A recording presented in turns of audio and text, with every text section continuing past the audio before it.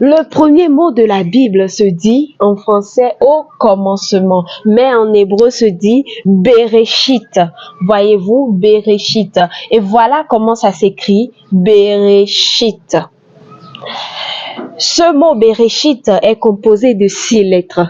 Bet, Resh, Aleph, Shin, Yud et Tav.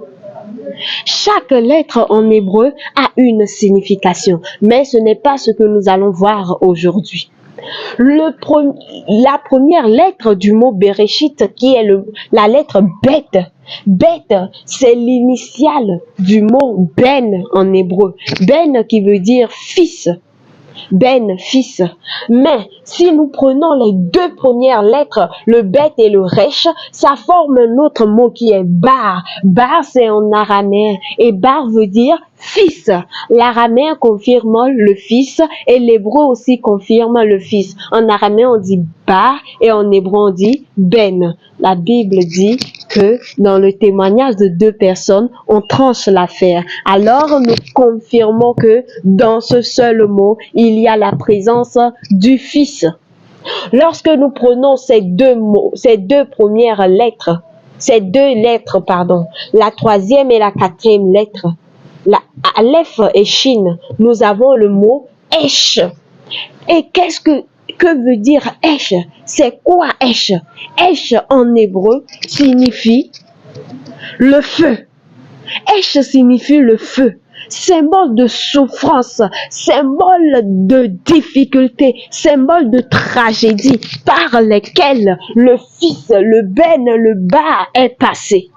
Le Esh, la souffrance, le feu. Et la 5e lettre, c'est le Yud. Le Yud veut dire les mains. Les mains.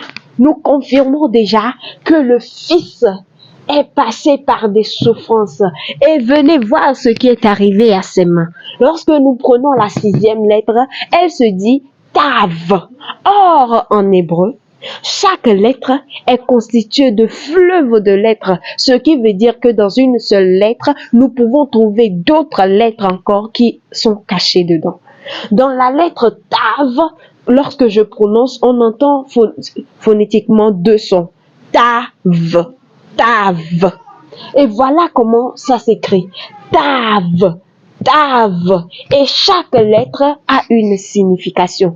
Le Tav, celui-là ou celui-là, veut dire la croix, ou soit le signe.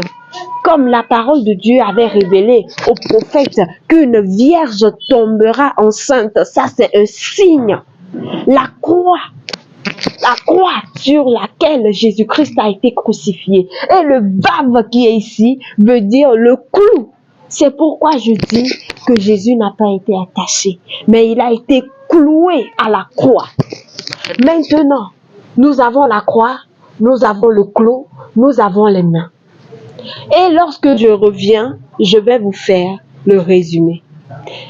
Le Bereshit, en hébreu, ou au commencement, en français, nous dit quoi? Nous dit que le Fils de Dieu est venu sur la terre. Il est passé par des souffrances et ses mains ont été clouées à la croix. Ses mains ont été clouées à la croix pour le salut de l'humanité. Pour que toi et moi, nous soyons sauvés, délivrés du péché.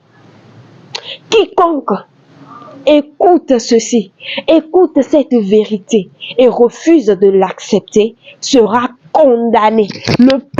Ce poids retombera sur sa tête. Alors toi qui m'écoutes en ce moment, j'aimerais te dire d'accepter cette vérité.